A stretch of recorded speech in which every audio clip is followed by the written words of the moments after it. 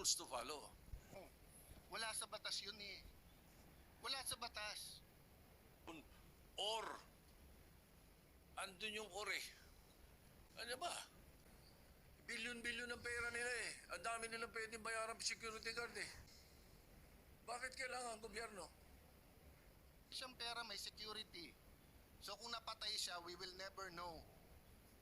We will never know who the mastermind is.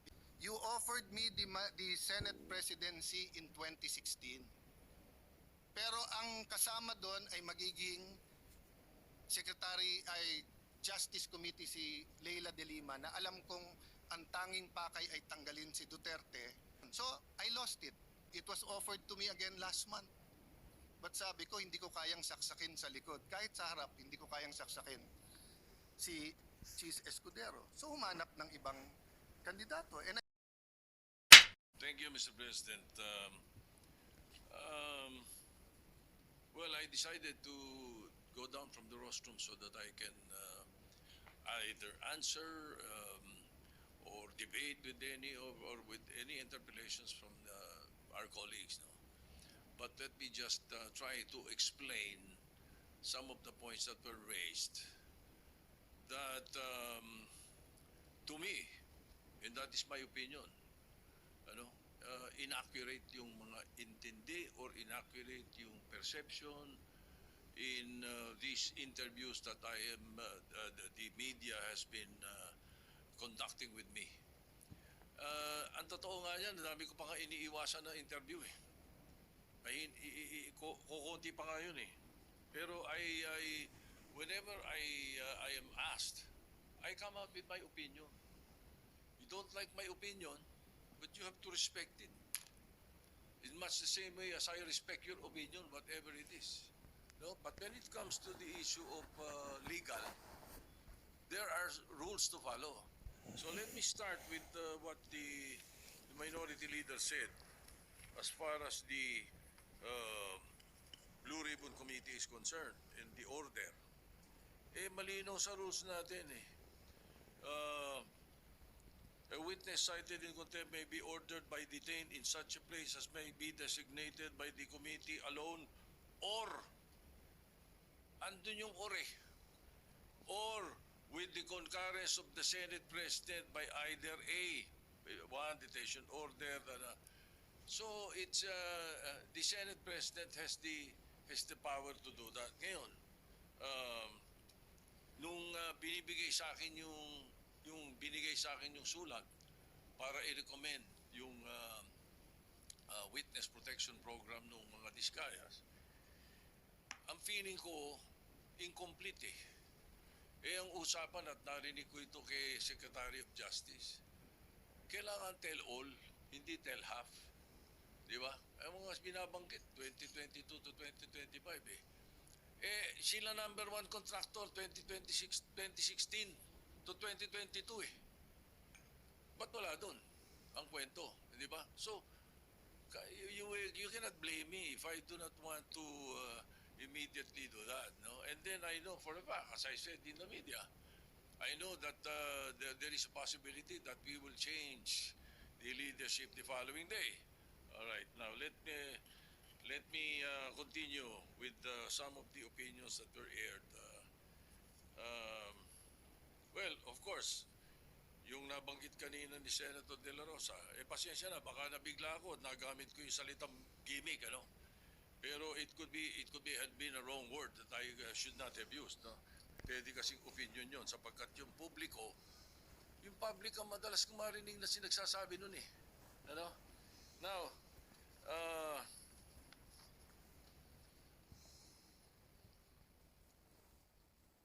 as far as I'm concerned, there's nothing illegal or out of the rules that we have done. My opinion, as aired, kung hindi nyo nagustuhan, pagpasensya nyo. Kung hindi nyo nagustuhan yung mga sinabi ko, na opinion ko. Pero I never mentioned names. When I said, baka na-edit, tama yung sinabi ni Senator Pangilinan. Di ba yung thinking eh? Bakit iisipin nyo kagad na pinapa-edit ko yung affidavit? Di ba? Hindi eh.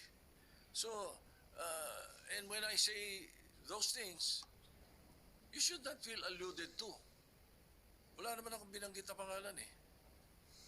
Di ba? And then yung tinatanong, binanggit yung tungkol sa the Blue Ribbon being a lawyer, does not have anything to do with Senator Marcoleta. It was a question by the public.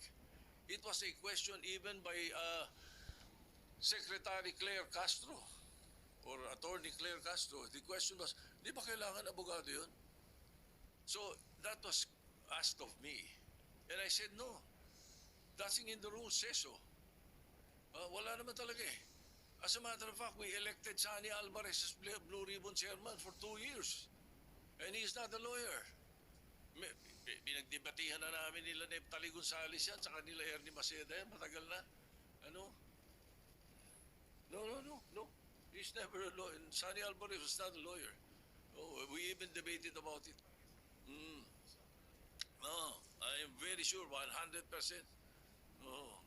Anyway, so again, no, wala akong binabanggit na gano'n. You should not feel alluded to when I say na ang mga... Kasi, at tinatanong nila, hindi naman daw abogado Senator Lacson.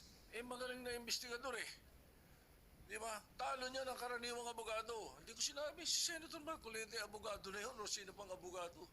I never mentioned any name. I was saying, napakadaming abogado sa Pilipinas, libo-libo. So, a lawyer who was not well-versed in investigation, mas gusto ko na yung investigador. That was my point. Ano ba? Why will you feel alluded to, Mr. President, if I did not mention your name? Di ba? Now,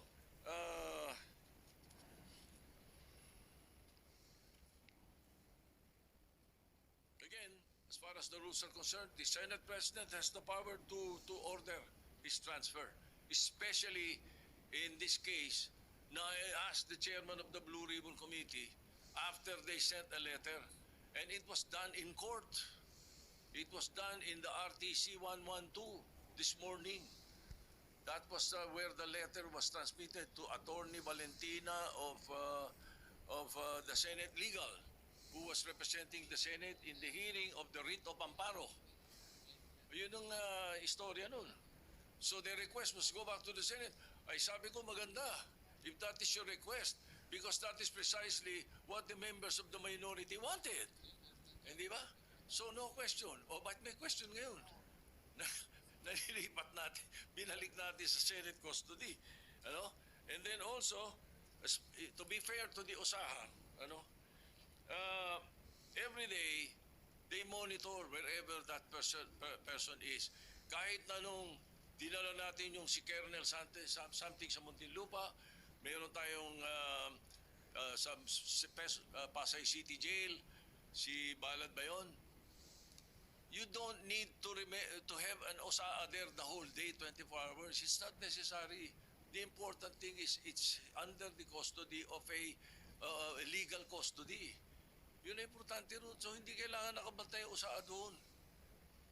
Now, if you want to change the rules, then you propose some amendment to the rules na gusto niyo, OSAA nakabantay kahit saan natin ilagay. Alright? Now, maraming nabanggit eh, kaya isa-isay natin to, pasensya na kayo. Ang Witness Protection Program, ano, pagkakaalam ko, magkakaroon ng immunity from criminal prosecution. So, kung natatakot sila sa kanilang security, bilyon-bilyon ang pera nila eh. Ang dami nilang pwedeng bayaran security guard eh. Kahit 1,000 security guard, kaya nila eh. Bakit kailangan ang gobyerno? Ay galit na galit na ang mga tao dahil hindi nga natin malaman kung ilan yan, kung nangyari nga yan, kung sila nga yan, kung hindi po ba? Kaya we're just trying to be prudent. Eh konting konting hinay. Huwag yung sasabihin natin. Kaya sabi ko, ba't tayo nagmamadali? I'm not pertaining to any senator. Bakit sana do not feel alluded to if I don't mention your name. Di ba? Oh, and then state witness, there is no other direct evidence available for proper prosecution eh. So, it is not applicable to the Discayas. At saka na, hindi rin pwede sapagkat ang pananaw ng karamihan, ang pananaw ng taong bayan, sila most guilty. Ang pwede sa witness protection program, yun, not the most guilty. Yun ang sinasabi ng batas. Anyway, as I said, the Senate President has the power to order the transfer. If I have used a word that does not conform to your palate, then pagpasensyaan nyo. Pag ganun, pagkat karamihan ng binanggit ko, opinion ko. Kung ako ini-interview ng media, I always, as far as I'm concerned, tell the truth. Pag ang media kausap mo taong bayan eh. Ganun yun. Kaya iniiwasan ko na hindi ako magsabi ng totoo. Kung opinion ko hinihingi, binibigay ko opinion ko, hindi ko tinatago. So if you don't like my opinion, I'm sorry, Mr. President. But that's how it is. Thank you. Yeah, Mr. President. It's very clear in the rules and in the Constitution, meron Supreme Court cases yan, that the plenary is supreme. Even the Senate President said, di ba, primus inter pares, he's just the first among equals. Equal tayo lahat. But of course, he represents the Senate. So when the plenary decided to put him in Pasay City Jail, ang makakalift po niyan, hindi po yung committee, hindi po yung Senate President, it's the plenary. So we violated our rules. That's why we stood up to correct. Okay, let me go now to the Witness Protection Program. Let me first mention, I love the humility of the Senate President in the sense na sinabi niyang opinion niya yon, and of course the Constitution guarantees him his opinion. But let us remember, Senator Tito Soto before Monday gave the opinion of a senator. But after Monday, he's giving the opinion of the Senate President. There's a thin line between the opinion of the Senate President for the Senate and the opinion of Senator Tito Soto. Both are valid. He always studies, he always knows what he's talking about. But magkaiba po yun eh. Magkaiba yung dinidebate ko siya sa opinion niya at yung opinion ng Senate President bilang Pangulo ng Senado. So for example po, Mr. President, and let me address then Senator Kiko, although in a sense it's none of my business because he was manifesting that in the Blue Ribbon Committee. Iba po ang Witness Protection Program, Section 3, Admission in the Program. Iba po yung Section 10, State Witness. Iba po yung Section 17, Discharge of a State Witness. Yung pong sinasabing he does not appear to be the most guilty, yan po ay tatanggapin natin pag state witness na wala po tayo doon. Nandun pa lang tayo sa Section 3 protection. So let me make that clear ha. Kasi po ang nasabi ng Senate President, paano yun yung perception ng tao, most guilty sila? First of all, I don't agree. Kaya nga nagrarally, alam ng tao may mastermind sa likod nila. Diba? Napakagaling naman ng Diskaya na pati BICAM, pati budget, pati everything, sila ba nagpapatakbo ng gobyernong Pilipinas? Diba? They probably could be one of the most guilty na may kasama sila, pero it is very much possible na may mastermind behind them. At hindi lang po sila ang may ghost. So kung sila ang mastermind, then ibig sabihin, for example,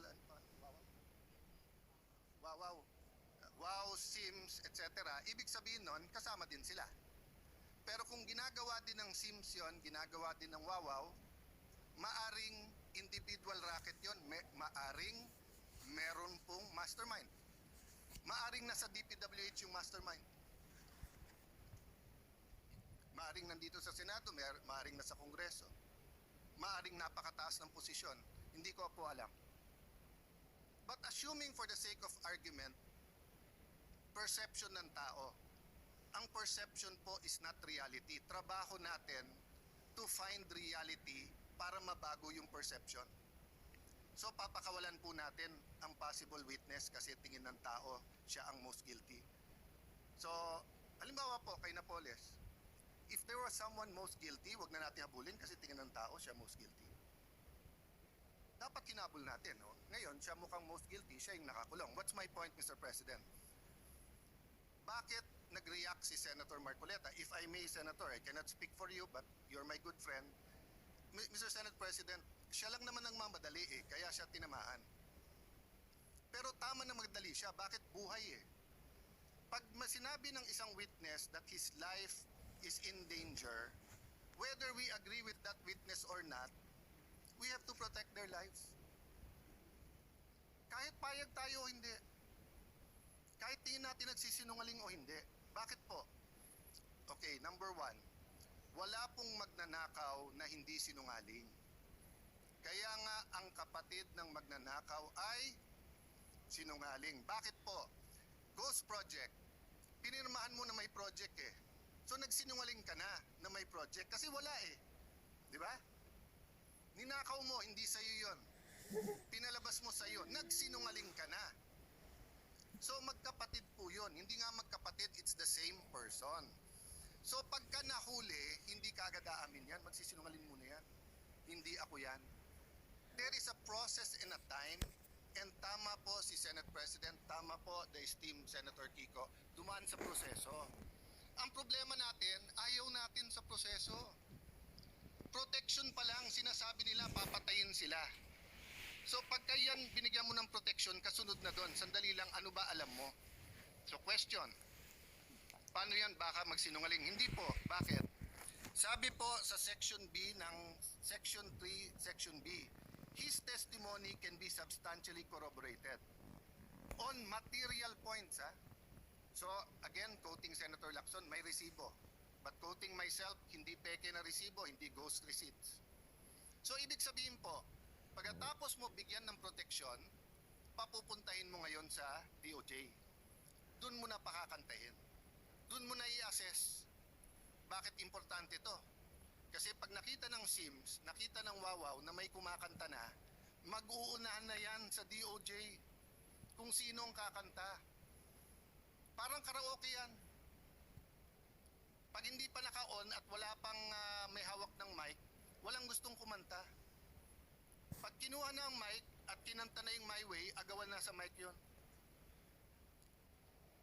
Habang walang kumakanta kung sino ang mastermind dito, wala, liligawin po tayo. Tayo, ngayon, I feel for the Senate President, if part of him feels we're wasting time, may I admit, Mr. Senate President, dear colleagues, part of me feels that we might be wasting time. Bakit? Instead of using this to find the mastermind. Senator Lacson, I appreciate what you've been doing. Having said that, let's go back to the rules. Pag binigyan mo ng protection ng mga diskaya at hindi sila magsabi ng totoo, that can be corroborated in material points. I-discharge mo sila, bahala sila sa buhay nila. Pero may mga techniques yan. Sa ibang bansa, yung kanilang Attorney General, DOJ, sasabihin yan, paano yan, kumakanta na. O kaya sasabihin sa diskaya, papakawalan ka namin, walang protection, pero ipagkakalat namin, sinabi mo na sa amin, ayaw mo lang pirmahin kung sino ang mastermind. So, you know, there are different techniques that are legal to ferret out the truth. Pero hindi naman pwede pong, sabi nga ni Senator Escudero pag binanggit ang congressman, hindi credible. Pag binanggit ang senador, credible. Pag binanggit 2022, papunta ngayong credible, hindi binanggit. I myself think dapat banggitin na 2016. Ba't banggitin nyo rin 2010 to 2016? Wala naman nagsabing graft free ang DPWH noong 2010 to 2016 Sa bayan namin, contractor, congressman, doon na uso yung sheet piling 2010 to 2016. Bago nun, walang sheet piling sa Taguig. Pero yung sheet piling na isa sa mga pinaka-corrupt ways of flood control, nangyari po to 2010 to 2013 or 2016. So let's get to the bottom of it. But let's follow the law. Yung state witness, malayo pa yon. So nung una ko nabalitaan, kailangan state witness. I disagreed with Senator Marcoleta and went up to him and said, Boss, baka magkaiba tayo ng opinion kung dapat si Diskaya. Pero tama nga siya, wala pa tayo dun, nasa protection pa lang eh. Hindi pa natin naririnig kung anong sasabihin nila. Ngayon, kung, hindi ko na tutuloy, pero yung initials na lang, kung BS ang sasabihin sa atin, bullshit sila. I-release mo sila ulit. Diba? Pero paano po kung willing sila magturo? Last point. Iba po ang discharge of the accused to state witness. I think it was JV Hinlo sa Facebook na nagsasabing, remember, hindi all or nothing to. Pag state witness ka, hindi ibig sabihin, totally discharged ka na. Pwedeng halimbawa, imbis na 5 habang buhay na pagkakulong, 1 habang buhay na pagkakulong ka na lang. Ngayon yung sinasabing kailangan isoli yung pera, I agree with that. 100% dapat may restitution. 100% dapat ibalik. Sa Biblia nga, doble pa dapat ibalik. Ito lang po ang tanong. Wala sa batas yun eh. Wala sa batas. That's a matter of public policy. So what does it mean? Patawag mo muna yung mga Diskaya o anong willing nyong gusto sabihin. Okay. Makorroborate nyo ba? Ibig sabihin, meron bang resibo yan? So sinabi mo, eto binigyan ng 30%, nasaan yan? Kasi hindi ko na po babanggitin ngayon ha. Or babanggitin ko na po ngayon. Sa Taguig, may project po ang mga Diskaya. Open bidding eh. Pero kung hindi ako magkakamali, sa Pasig, meron din pong project ang mga Diskaya. Both kay Mayor Vico sa City Hall at both sa And siya pa nga nagsabi nun, kung hindi ako nagkakamali ha, this is not an expose. I'm just telling you as a fact. And I'm looking at when tong mga project na to. So far, wala pa kami nakikitang ghost. So far, may nakikita kami. Maganda pagkagawa, okay or pangit, pero subcon daw. Hindi ko alam. Of course, malicious yung pagka-post. Malicious, mali na delicious. Malicious. Kaya pinagpepiestahan kasi pag sinabi 1 billion in 3 years, Taguig has 1% of the population of the Philippines. We have 1.3 million people, almost 1%. Taguig is one of the biggest income earners of the Philippines. So ang infra ng Taguig is between 7 to 9 billion. So sa 7 billion a year, in 3 years, 21 billion. Ang 1 billion mo, wala pang 4%. Ang Taguig used to be underwater for 3 months. Pag umulan ng December or November, hanggang January na yon. Awan ng Diyos, hindi masyadong bumabaha ngayon. Very minor. So what's my point? Imbestigan nyo po kami. Huwag nyo pong i-exempt ang kahit anong city. Huwag nyo i-exempt si Alan Cayetano. Huwag nyo i-exempt ang congressman namin. Huwag nyo i-exempt yung kapatid ko na dating mayor. Huwag nyo i-exempt si Vico Soto. Huwag nyo i-exempt si Joel Villanueva. Lalong nyo huwag i-exempt si Jinggoy Estrada. Huwag nyo i-exempt ang mga congressman. Pero bakit? Sandali lang. Nagsalita ka, Diskaya, bawal ka na. Pero ikaw, Bryce, dahil senador binanggit mo, sige, sabihin mo lang kung saan mo gusto, doon ka na magstay. Hindi ata tama po iyon. No? So, ganun din ang hamon ko sa DPWH. Para kumang kapatid, yung bagong sekretary, hinahamon ko siya na saan na ang listahan ng lahat ng projects, ang lahat ng 15, para isang posting na lang tayo. Hindi yung parang nachismis ka na magse-Senate President ka, biglang may lalabas na listahan. O, nachichismis si Lito, nakikipag-usap sa akin, baka may lumabas na listahan sa'yo. Pinag-uusapan namin yung paborito kong Mahab lang ka ba tawag doon? Na dinadala niya, tibok-tibok pala, tibok-tibok. So Mr. President, I understand the stress. Bagong upo ang majority, the country is in turmoil in sense of finding an answer, but there are rules we have to follow. So mahaba pa to, pero witness protection program, doon pa lang po sa protektahan. Marami siyang pera, may security. So kung napatay siya, we will never know. We will never know who the mastermind is because a simple sulat order na please protect them. Protect them, give them 48 hours. Pag hindi sila nagsabi kung sino, Pag sila nagsabi, pero BS ulit yung sinabi nila, di-discharge natin.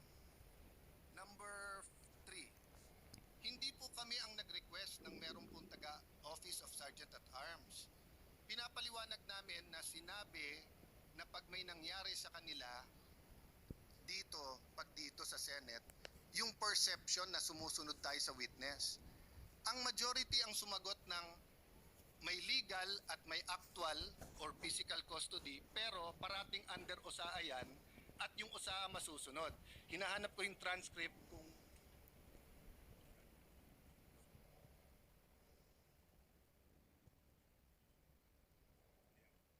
okay, anyway, hinahanap ko kung nabanggit na meron taga-OSAA doon. Pero nabanggit ko, I know, wag na tayo mag-ubos ng oras to look at the TSN. Ang concern namin, sinong magko-coach o kakausap sa kanya doon. Don't worry, mahigpit ang rules, di ba? Tapos nandun ang USAA, wala nga yung USAA doon. So yun ang point namin. Hindi po namin ini-criticize ang USAA, hindi namin nahanap, pero napakabigat ng ano na to, ng mga allegations dito eh. So yung integrity ng witnesses, napaka-importante. Opinion, I agree with you, Mr. Senate President. Dapat hindi dapat hindi tinatamaan. Nabanggit nyo, devious, ibig sabihin makademonyo, yung plot na magkakaroon ng bagong Senate President. Unang-una, ang nagbanggit na mag-ingat sa coup ay kasama nyo sa majority nung Thursday dito, hindi kami sa minority. Pangalawa, 2007 pa ako nandito sa Senado, wala pa akong nakitang minority dito na ayaw maging majority. Si Coco Pimentel, tuwan-tuwa sa magiging minority, pero gusto niya maging majority at gusto niya maging Senate President. Sa 24 sa atin dito, baka si Lito Lapid lang ang ayaw maging Senate President. Pero baka gusto mo rin. Baka gusto mo rin. Pwede rin. Pwede rin. Oh. So, 3 na lang kailangan natin, Supremo. 9 na kami, pang 10 ka, 3 na lang, 13, Supremo. Okay. What's my point, Mr. President? Hindi po kami ang nagsabing may plot. Alam niyo po, kung nabasa ko to sa Facebook, napakaganda. Sabi niya, what is the difference between stupidity and intelligence? Sabi niya, ang intelligence may hangganan. Tama nga naman, wala naman hangganan ng stupidity, di ba? So tanong ko sa inyo, mga kasama ko, sa minority man majority, sinong tanga na magkuku tapos i-announce tapos ilalagay sa Facebook na may numero na sila? Di ba? Wala naman magkuku tapos i-announce tapos sasabihin na meron. Siyempre lahat tayo may supporter, kinikilig yun. O ilabas natin bukas na si JB Ejercito ang magiging Senate President, kikiligin po ang mga supporter ni JB Ejercito. Ilagay po natin na si Jingoy Estrada, kikiligin supporter niya, magagalit naman yung galit sa kanya. So, we respect the majority and your prerogatives, Mr. President, di ba? Wala akong kinausap na senador over the weekend. In fact, nahiya ako sa minority because ang paalam ko sa kanila, minority leader. Di ba? But I can tell you straight in everyone's faces with all humility, dahil alam nyo to, you offered me the Senate presidency in 2016. Pero ang kasama doon ay magiging Secretary ay Justice Committee si Leila de Lima, na alam kong ang tanging pakay ay tanggalin si Duterte, plus other committees that I did not agree with. That was the cost. Hindi ko kayang bayaran yung cost na yon. Hindi ko kayang bayaran yung cost na yon. So, I lost it. Napunta kay Coco Pimentel and it was good for the country. Panay Mindanao. But yun yung cost. Oh, it was offered to me again last month. But sabi ko, hindi ko kayang saksakin sa likod. Kahit sa harap, hindi ko kayang saksakin si Chis Escudero. So, humanap ng ibang kandidato. And I think, at this time, Senator Soto has a role to play. And he is Senate President. Diba? So, if and when it is offered to me, it will be in terms that I can pay the cost. Kasi lahat yan may cost eh. ang hirap maging independent po ngayon. Bawat galaw natin, ituloy natin yung hearing, may galit kasi may independent commission na. Huwag natin ituloy ang hearing, parang may pinagtatakpan tayo. That's why I'm glad that Senator Lacson said tuloy yung hearing. Let's focus. May mastermind dito. Yung mastermind ang kailangan mabunyag. Bakit? Kasi kung hindi uulitin. Pangalawa po, may kultura, naging madali sa mastermind kasi kultura natin corruption. Sa maraming paraan. So, Mr. President, I beg to disagree that hindi nasunod ang rules. But we're starting out. And our plate is full. Sa minority, we have a nation-building agenda.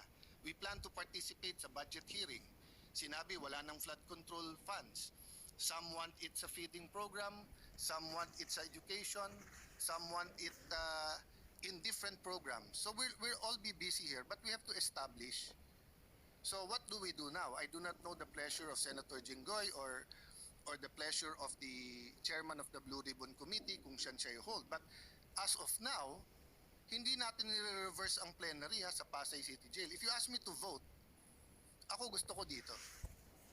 Kasi hindi naman penalty ang contempt in the sense na gano'n, no? But Mr. President, hindi naman pwedeng magbobotohan tayo dito sa plenary tapos i-reverse ng kung sino man.